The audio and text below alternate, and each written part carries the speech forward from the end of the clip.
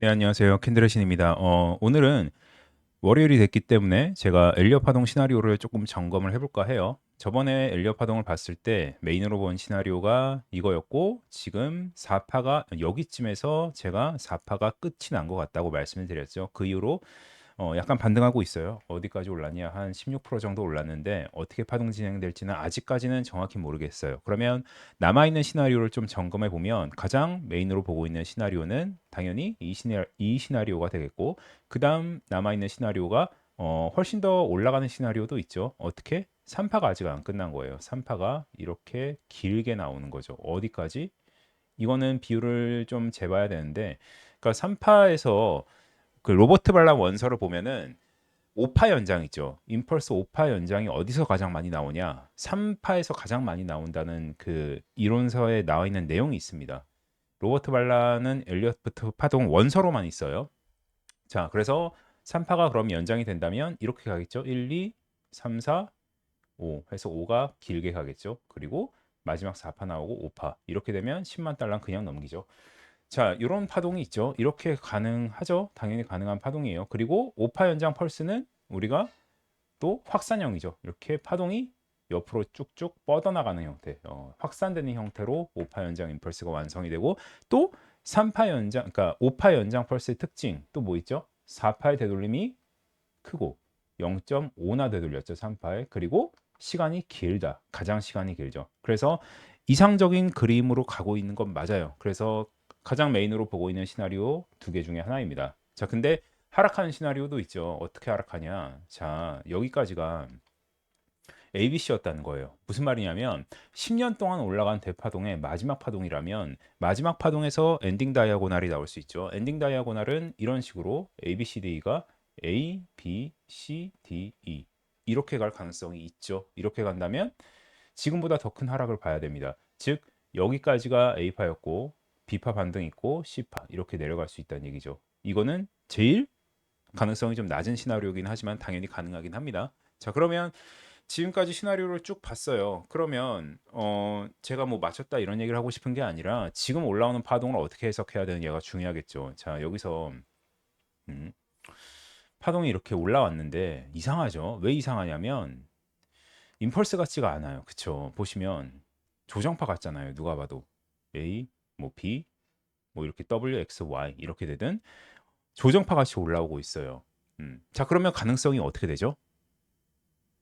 두 가지. 사실 두 가지로 보는 게 맞습니다. 뭐냐면 자, ABC가 나왔죠. 그리고 A가 나오고 있는 거예요. B가 나오고 있고 C가 나오고 있는 겁니다. 그리고 또 크게 떨어져서 아까 가장 마지막에 말했던 시나리오처럼 가는 거. 그 다음에 두 번째 시나리오는 지금 엔딩이 나오고 있다. 사실 엔딩이 나오고 있다면 가장 우리가 깔끔하게 시나리오를 끝낼 수가 있죠. 그 끝점을 잘 파악할 수가 있어요. 어떻게? 코렉션으로 A, B, C로 올라가고 다시 A, B, C 조정 주고 이런 식으로 해서 엔딩으로 A, B, C, D, E 이렇게 고점 살짝 넘기고 끝나는 시나리오 이렇게 나온다면 우리는 여기서 다 팔아야 됩니다. 그렇죠? 자, 이런 시나리오가 있고 또 지금 나오는 파동이 조정파 같이 보이지만 제가 항상 엘리엇 파동에서 우리가 조심해야 될 거는 바로 1파에 대한 가능성을 굉장히 크게 열어놔야 된다. 왜냐하면 우리가 임펄스 파동에서 1, 2, 3, 4, 5 AB 1, 2, 3, 4, 5 다시 1, 2, 3, 4, 5 ABC 1, 2, 3, 4, 5 ABC 1, 2, 3, 4, 5 이상적인 파동의 형태예요. 근데 과거 차트 테스트를 해보면 1파로 우리가 쉽게 눈치챌 수 있나요? 저는 1파를 쉽게 눈치챌 수 있는 파동은 없다고 생각해요. 왜냐하면 1파가 이렇게 정직하게 나와버리면 2파 조정파에서 엘리엇 파동 책 한 권을 보신 분들은 다 잡을 거예요. 그쵸? 엄청나게 쉽게 나오지 않는다는 얘기죠. 그래서 항상 과거 차트를 백테스팅 해보면 1파는 아주 지저분하게 나오는 경우가 많습니다. 1파인지도 몰라 막 이렇게 막 이렇게 가서 아 이거 누가 봐도 조정파네. 그쵸? 내려가겠네 했는데 이러고 있다가 뭐 살짝 되돌리고 빵 쏴버리고 이런 경우가 되게 많다는 얘기예요. 왜? 이렇게 주면 너무 쉽잖아요. 그쵸? 그래서 지금 나오고 있는 이 파동도 임펄스의 시작일지 아무도 모른다는 얘기죠. 그래서 지금 육안으로 확인했을 때는 이게 조정파 같지만 지금 어쩌면 임펄스가 되고 있을 수도 있다. 이거를 가능성을 배제하지 말란 얘기입니다. 물론 가능성은 그래도 가장 낮겠죠. 파동의 형태를 봤을 때는.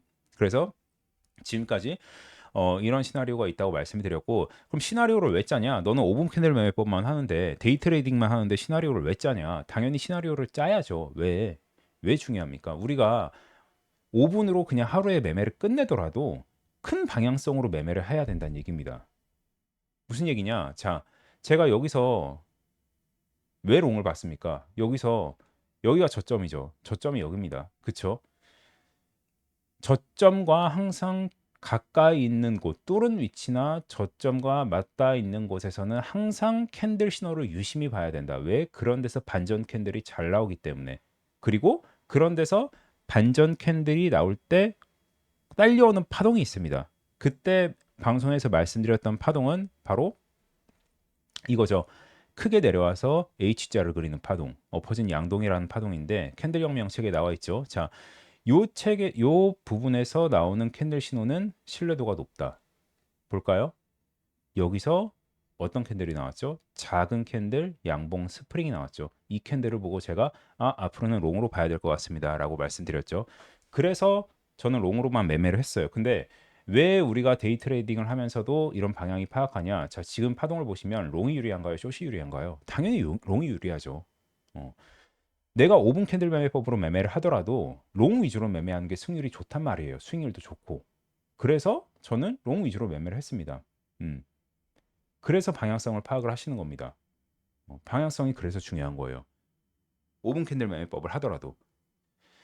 자, 여기까지 말씀드리겠고, 그러면 파동이 앞으로 어떻게 형성될지가 뭐 조금 시간이 걸릴 수도 있는데 중요하겠죠. 앞으로도 좀 파동에 대해서는 제가 일주일에 한 번씩 정도 업데이트를 해서 말씀을 드리도록 하겠습니다.